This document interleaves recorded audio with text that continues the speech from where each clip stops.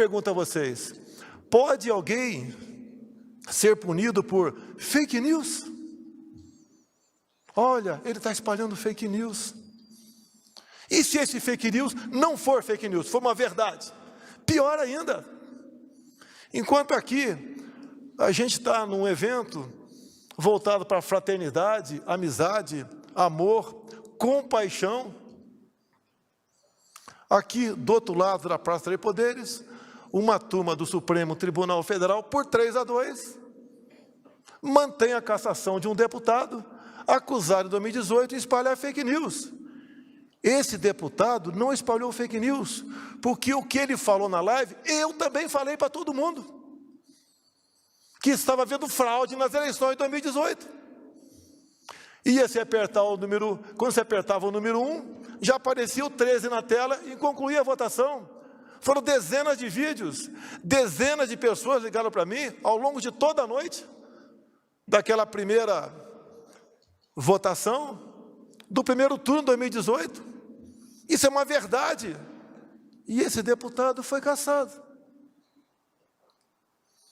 Primeiro ele foi absolvido por 7-0 no TRE do Paraná.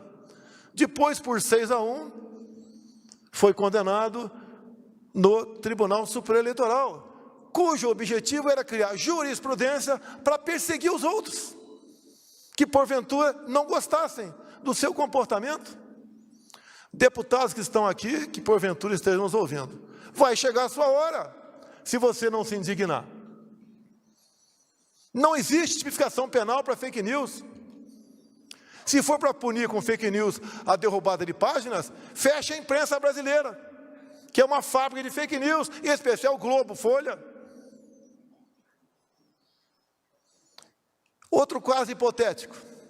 Vamos supor um caso hipotético, que o João assassinou a esposa Maria. E ele foi condenado.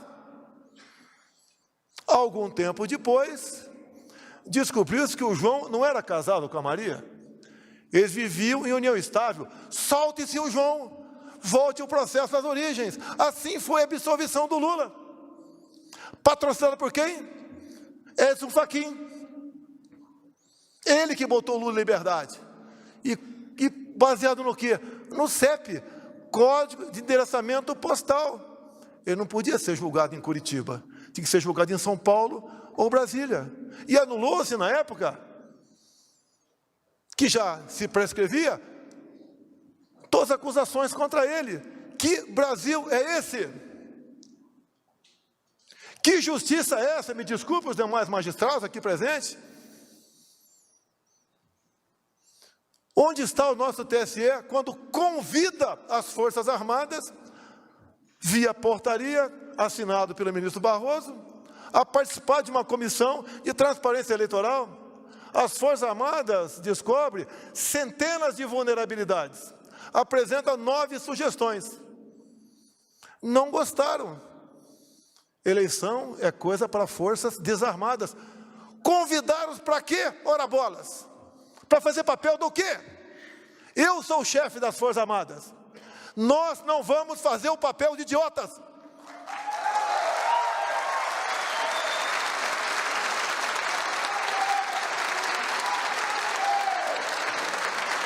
Eu tenho a obrigação de agir. Tenho jogado dentro das 4 linhas. Não acho uma só palavra minha, um só gesto, um só ato, fora da Constituição. Será que 3 do Supremo Tribunal Federal, que pode muito, pode continuar achando que pode tudo? Eu não vou viver como um rato. Tem que haver uma reação. E se a população achar que não deve ser dessa maneira, preparem-se para ser prisioneiros, sem algemas. O ministro que solta o Lula é o mesmo que está à frente do Tribunal Superior Eleitoral, dando as cartas como dono da verdade. O que ele fez essa semana que passou? A política externa é minha. E do ministro França, do Itamaraty. Ele convida em torno de 70 embaixadores, e eles vão lá para dentro do TSE, e ele, de forma indireta, ataca a presidência da República, como homem que não respeita a Constituição, que não respeita o processo eleitoral, que pensa em dar um golpe e conclui de forma indireta. Acabou as eleições, imediatamente seu chefe de Estado deve reconhecer o ganhador das eleições, para que não haja qualquer questionamento junto à justiça. O que é isso, senão um arbítrio, um estupro à democracia brasileira? Para mim é muito mais fácil eu estar do outro lado. Muito mais fácil, Antônio de Paula, Carla Zambelli. Muito mais fácil. Tem a família toda perseguida, até a esposa processada. Canalhas! Processar a minha esposa, vem para cima de mim, se são homens.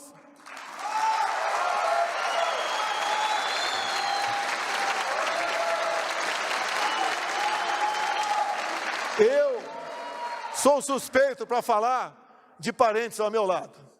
A minha esposa, pelo que eu vejo, pelo que eu sei, é uma pessoa discreta, que trabalha pelos menos favorecidos, por pessoas com deficiência, aprendeu Libras, dá exemplo, porque participa ao lado da ministra da Mulher, no Dia das Mães, no horário das 20h30 da noite. Ela é processada. O que querem com isso? Essa questão, julgada agora há pouco por 3-2, o ministro Alexandre de Moraes falou, temos jurisprudência em cima do Francisquini para caçar registros e prender candidatos que, porventura, duvidem do sistema eleitoral. A dúvida, o debate, faz parte da democracia. Onde não há debate, há ditadura. Nós confiamos nas máquinas? Eu confio nas máquinas. Não confio em quem está atrás das máquinas.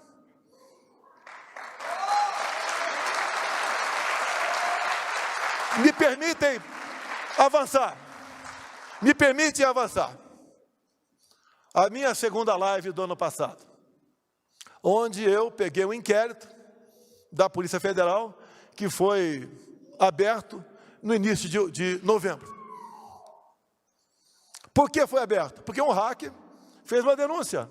E a ministra Rosa Weber, que não sabia de nada, fez com que a Polícia Federal determinou que instaurasse o inquérito. O que vou falar aqui está dentro do inquérito, que não tinha qualquer classificação sigilosa até aquele momento. E lá está escrito dentro do inquérito, porque o delegado encarregado do inquérito pediu ao TSE informações. O TSE informou que os hackers ficaram por 8 meses dentro do TSE, com a senha do ministro Banhos. Está escrito isso. E essa imprensa não enxerga isso? Vai falar amanhã que eu estou atacando as urnas eletrônicas? Vocês serão os primeiros a ser perseguidos no futuro. Pode ter certeza disso. Os hackers tiveram 8 meses com a senha do ministro Banhos. Nos primeiros dias, o delegado encarregado do inquérito pediu os logs. 7 meses depois, o TSE informou, está no processo, que os logs foram apagados por uma firma terceirizada que fazia manutenção dos computadores. Os logs são entregues no mesmo dia, no dia seguinte. É como um backup. Por que 7 meses? Ficaram arrumando o que dentro do TSE? Porque só sobra margem para desconfiança. Será que o Datafolha está perfeitamente alinhado com o que está previsto no resultado do TSE? Nós não podemos ver sobre suspeição. Até num casal. Tem que sentar e conversar. Por que os técnicos do TSE não conversam com os técnicos das Forças Armadas que foram convidados a participar do critério? Queriam a participação das Forças Armadas como a moldura de uma fotografia para dar ar de credibilidade, esqueceram que eu sou o chefe das Forças Armadas. O que queremos no nosso Brasil? Ganhe quem ganhar as eleições. Eu entregue a faixa. numas eleições limpas, democráticas e auditáveis.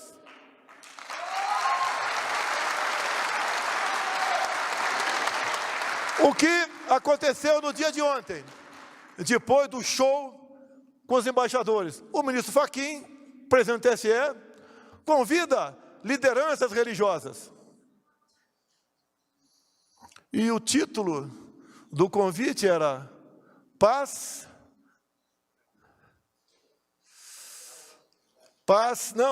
tolerância, paz e tolerância. Olha só, o ministro Fachin fala aqui, paz e tolerância. O que o Fachin fez no ano passado? Tentou de todas as formas no TSE criar uma jurisprudência ao tentar caçar uma vereadora evangélica de Lusiânia, Goiás, que pediu voto numa pequena igreja para meia dúzia de pessoas. Vote em mim. Com essa cena, o ministro Edson Fachin tentou criar a jurisprudência para caçar registro de cristãos, evangélicos e espíritas sobre abuso do poder religioso. Qual é a coerência desse ministro?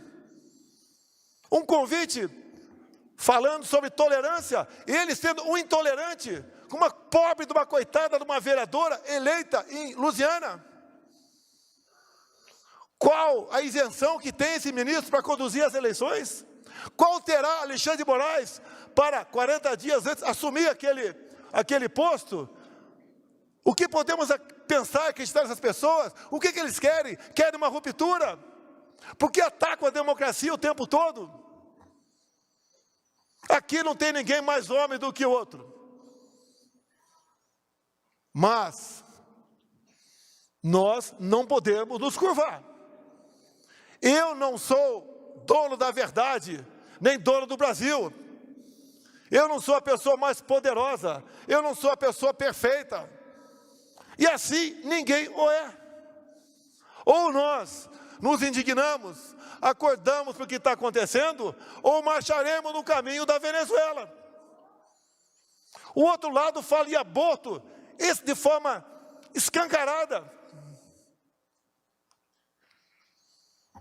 Ataca os valores familiares o tempo todo, como o decreto de 2009 do PNDH3, cujo capítulo mais importante é a desconstrução da heteronormatividade.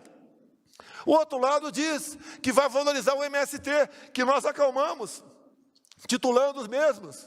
Diz que vai voltar a fazer empréstimos para os países, que isso é investimento. Nós já pagamos 4 bilhões, nós, o FAT, para o BNDES, dinheiro emprestado para a Venezuela. Mineiro, se tem algum aqui. Belo Horizonte não tem metrô, mas Caracas tem, com dinheiro nosso. Esse outro lado fala em desarmar a população. Não deu certo a política de desarmamento. O Chile está sendo desarmado agora. Todas as ditaduras precederam de movimentos desarmamentistas. Povo armado jamais será escravizado.